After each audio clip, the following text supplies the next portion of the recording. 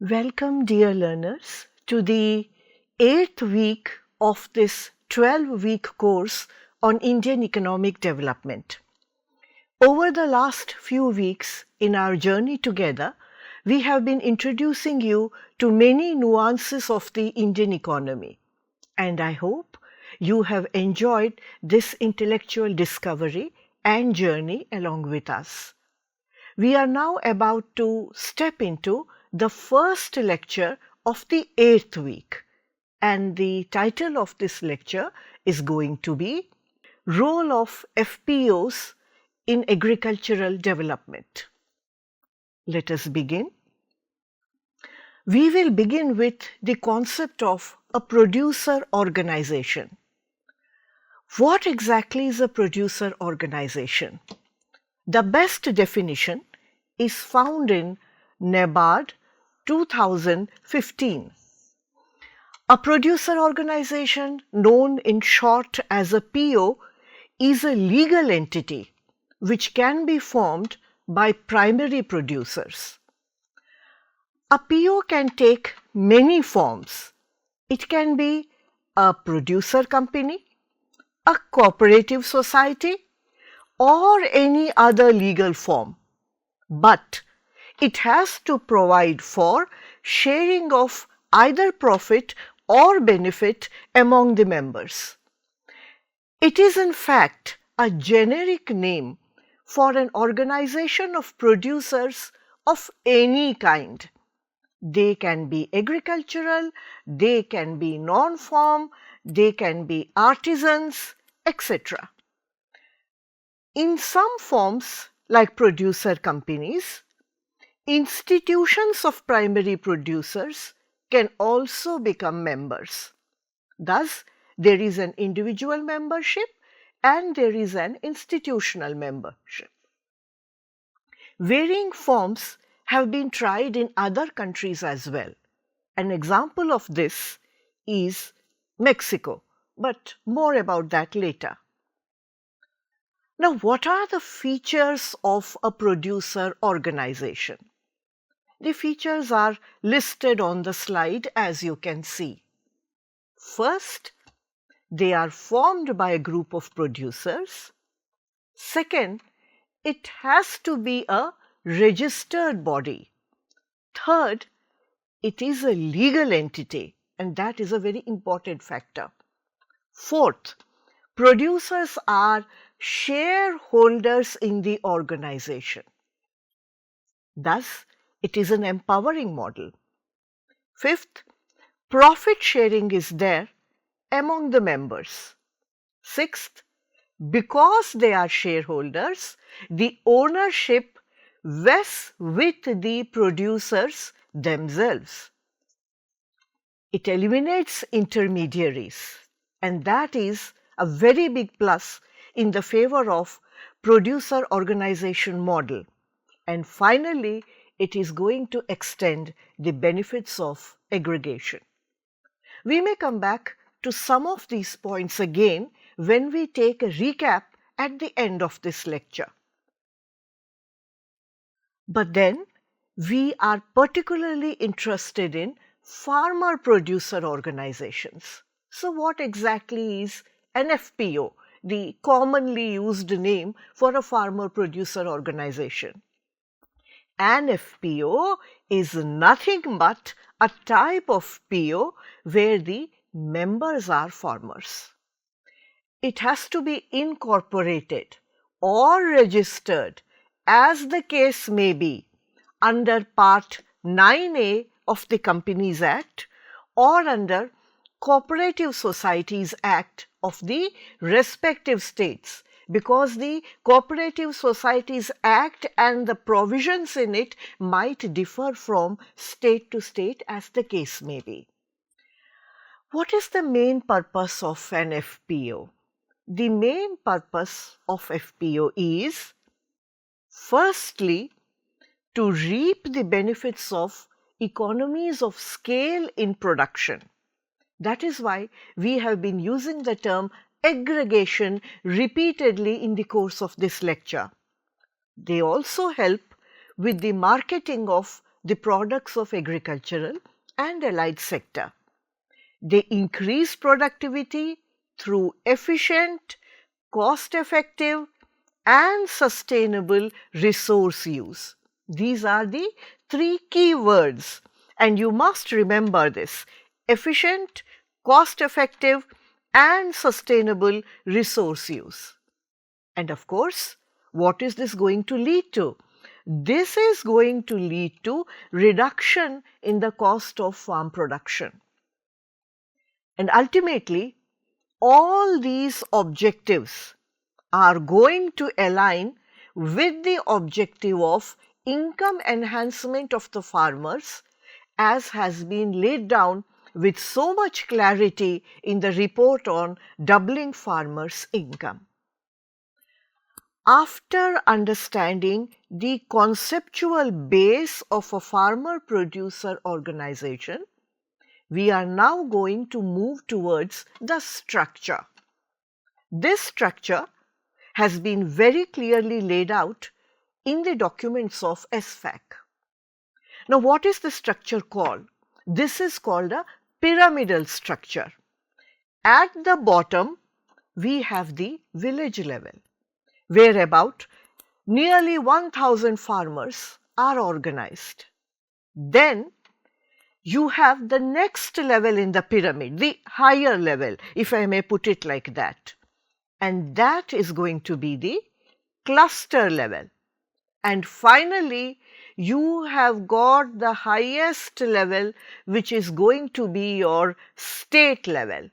And there is a particular word used for it. It is the Federation of FPOs. And what does this federation do according to SFAC? It involves itself in advocating for policies, exploring wider markets, and in formulating and investigating strategic partnerships. Now, the FPOs have in the recent years become the pillars of Atmanirbhar Krishi as a part of the greater vision of Atmanirbhar Bharat. There is a very important central scheme, and you may have heard about it, the Central Scheme for Formation and Promotion of 10,000 FPOs. And this was launched by the Honorable Prime Minister, Sir, on 29th February 2020, with a budget outlay, a huge amount of rupees 68-65 crores, and this budget is still 2027-28.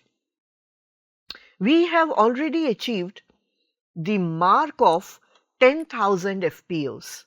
The 10,000th FPO working on maize, banana and paddy, rice, that is paddy, has been registered in February 2025 in Khagaria district of Bihar.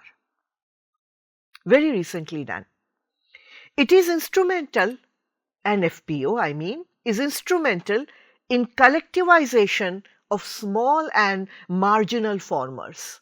And the key word here is collectivization. By this, they are able to be given better access to technology, to input, to finance and to the market. Thus, we can say that to some extent, FPOs aim towards removing the disadvantages which are faced by small and marginal landowners vis-a-vis the large landowners. What are the exact functions of an FPO? It builds on the previous slide. The functions align with the vision and mission. The functions are, firstly, supply of production input. Secondly, it is in keeping with the vision of treating agriculture as an enterprise. And what does that mean? That actually meant that we have to do or integrate any policy at 3 points of time: pre-harvest, harvest and post-harvest. Therefore, supply of production input, this is the pre-harvest portion or part of the FPO. Secondly, it makes available need-based production and post-production machinery and equipment on custom hiring basis for the members. See, here we have been using a word, post-production. Thirdly, again in the post-production dimension, it provides value addition services like cleaning, assaying, another word for a kind of certification, sorting, grading, packing.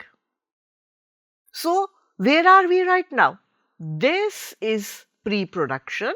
If I may recap a little bit, this is production, this and this is post-production.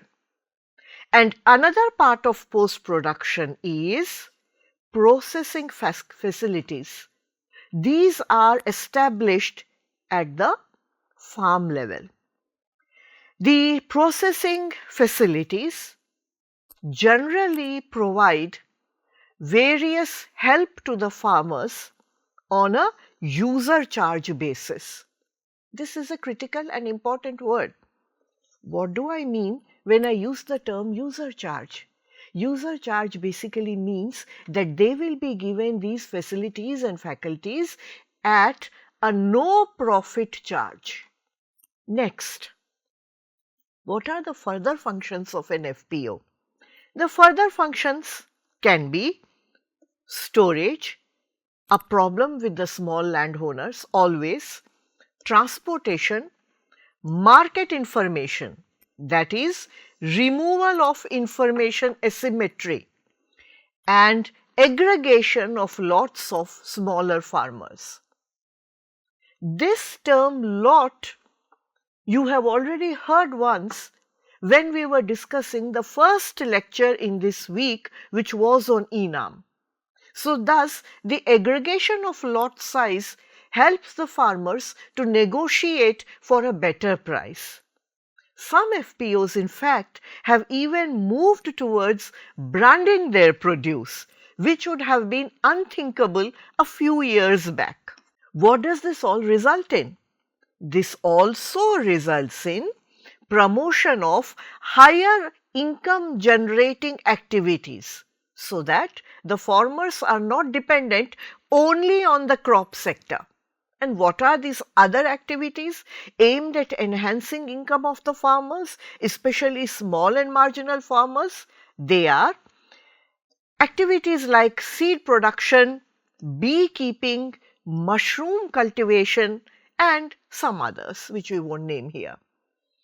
Thus, the FPOs are actually leveraging the strength of collective action to in fact enhance the living standard and income earning capabilities of our small and marginal farmers in India. The FPOs also have a very important role to play in women empowerment. They in fact provide special focus to include women and also economically and socially disadvantaged groups. As of 2024, the Government of India data shows that there are 810 women-only FPOs.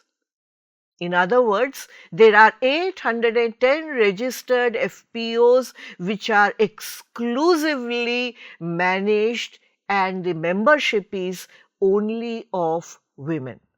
Now, in the end, I would like to have a quick recap with you, dear learners. First, an FPO is a type of producer organization where the members are farmers. That is why the name, Farmer Producer Organization. It is a legal entity and it has a pyramidal structure. It aims to remove the disadvantages faced by small and marginal farmers through the strengths of collectivization and aggregation. 10,000 FPOs have already been formed in India. The Indian model relies heavily on state support, unlike the Mexican model, which has been mentioned before in the earlier slide. Thus, although there can be some similarities between the models in other countries of the world and the model followed in India, the Indian model has a benevolent, hand-loving state which is helping the farmers at every step. And finally, it can be called a major pillar of an all-inclusive Atmanirbhar Krishi as India moves ahead to take its place under the sun in the world. Thank you so much. We will meet again for the third lecture.